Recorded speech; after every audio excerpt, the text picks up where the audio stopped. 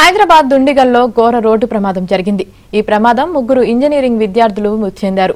మరో ఇద్దరు తీవ్రంగా గాయపడ్డారు. విఎన్ఆర్ విజ్ఞాన జ్యోతి కాలేజీలో చదువుతున్న విద్యార్థులు టీ తాగడం కోసం స్నేహితుడి కారులో బౌరంపేట వైపు వెళ్తుండగా ప్రమాదం జరిగింది. విద్యార్థుల మరణ వార్త విని కుటుంబ సభ్యులు కన్నీరు మున్నీరవుతున్నారు. ఇదే అంశానికి సంబంధించిన మరింత సమాచారం గాంధీ ఆసుపత్రిలోని మార్చురీ వద్ద నుంచి మా ప్రతినిధి శశి అందిస్తారు.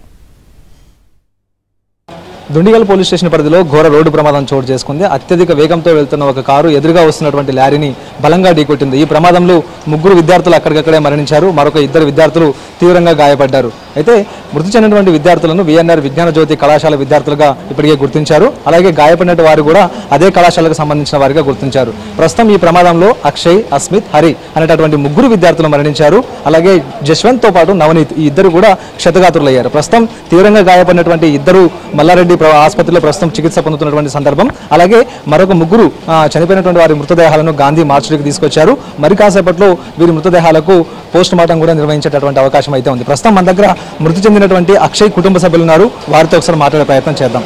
సార్ చెప్పండి, అసలు ఈ ప్రమాదం గురించి మీకు ఎప్పుడు తెలిసింది? ప్రమాదం ఎలా జరిగిందంటూ మీకు చెప్పారు? ప్రమాదం మాకు రాత్రి 8:30 ఆ ప్రాంతంలో తెలిసిందండి. మాకు ఈ విధంగా జరగడం మాకు చాలా బాధాకరం. ఇది ఇలాంటి పునరుత్వం కాకుండా కాలేజీ యాజమాన్యం కానివ్వండి, మిగతా వాళ్ళు కానివ్వండి, అసలు కార్ డ్రైవింగ్ అనేది చిన్న స్టూడెంట్ లైఫ్లో ఇవ్వకూడదు. వాళ్ళకి ఓన్లీ అవసరాలకు మించి ట్రాన్స్పోర్టేషన్ కానీ బైక్ కానీ ఇది కానీ ఇస్తే బాగుంటుందని చెప్పి నేను అనుకుంటున్నాను. దాదాపుగా హై స్పీడ్లో కార్ ఉంది, 120 స్పీడ్లో కార్ నడుస్తుందని కూడా ప్రస్తుతం చెప్తున్నటువంటి పరిస్థితి. హై స్పీడ్లో అయితే ఏం లేదండి. అక్కడ service road, traffic, speed breakers కూడా చాలా ఉంటాయి. అంత రోడ్డు ఫ్రీ రింగ్ రోడ్ ఏం కాదు ఫ్రీగా పోవడానికి. అది బ్యాడ్ లక్గా జరిగిపోయింది. అది ఎలా జరిగింది అనేది ఇంకా మాకు పూర్తిగా సమాచారం లేదు మా దగ్గర. సార్ ఎందుకు కాలేజ్ నుంచి వీళ్ళు బయటకు వచ్చారని చెప్పారు? బయట నుంచి ఒక ఫ్రెండ్ వచ్చి టీ తాగడానికి బయటకు వెళ్ళారు. అప్పుడు వెళ్ళి కూడా 1/2 అవర్ 1 అవర్ అయిందని మాకు తెలిసింది. టీ తాగడానికి వెళ్ళేసి వచ్చారని చెప్పి మాకు తెలిసిందండి. అంతే. ఎలా ఉండేవారు సార్ అక్షయ్ చదువులో కానీ లేకపోతే బిహేవియర్ కానీ ఎలా ఉండేవారు? చాలా సౌమ్యుడు అండి, మంచి క్లవర్ స్టూడెంట్. అతను వాళ్ళ తల్లిదండ్రులు కూడా మంచి ఆశ పెట్టుకొని నిజామాబాద్లో కాకుండా హైదరాబాద్లో మా ఇంటి దగ్గరలోనే అక్కడ జాయిన్ చేశారు. అతనిపై వాళ్ళ తల్లిదండ్రులు చాలా ఆశలు పెట్టుకున్నారు. మాకు కూడా చాలా మంచి సౌమ్యుడు అబ్బాయి కూడా. నన్ను తాతయ్య అని పిలిచేవాడు. చాలా మంచివాడు అండి. అతని చనిపోవడం మాకు చాలా బాధాకరంగా ఉంది.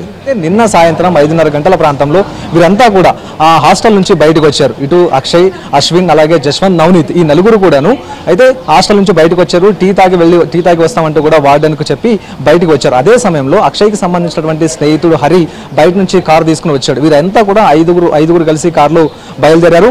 ఇటు బౌరంపేట వైపు వెళ్తున్నటువంటి సందర్భం, దుండిగల్ అవుటర్ సర్వీస్ రోడ్ నుంచి ఇటు బౌరంపేట వైపు వెళ్తున్నటువంటి సందర్భంలోనే అదే సమయంలో ఎదురుగా వస్తున్నటువంటి లారీని అత్యధిక వేగంతో బలంగా ఢీకొట్టారు. ఈ ప్రమాదంలో కారు ముందు భాగం పూర్తి స్థాయిలో నుజ్జునుజ్జైంది.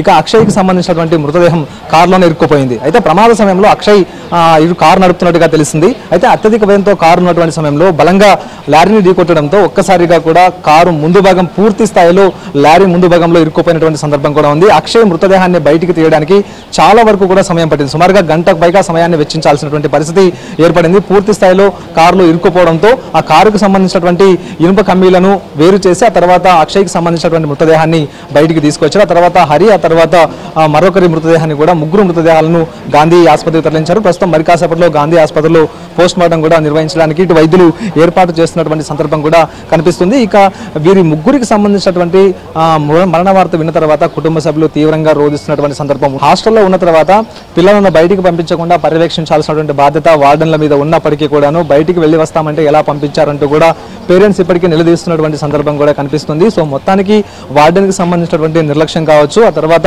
ఇటు సిబ్బంది నిర్లక్ష్యం కూడా ప్రత్యేకంగా కనిపిస్తుందంటూ కూడా తెలుస్తుంది. మొత్తానికి ఇటు పోలీసులు కూడా చెప్తున్నటువంటి మాట ఒకటే, అత్యధిక వేగంతో కారు వెళ్లడంతోనే ఈ అత్యధిక వేగమే ప్రమాదానికి కారణం ఉంటుందంటూ కూడా పోలీసులు కూడా భావిస్తున్నటువంటి సందర్భం అయితే కనిపిస్తుంది. సో మరి కాసేపట్లో ఈ ముగ్గురు మృతదేహాలకు పోస్ట్ మార్టం పూర్తి కానుంది. అనంతరం కుటుంబ సభ్యులకు మృతదేహాలను అప్పగించే అవకాశం ఉంది.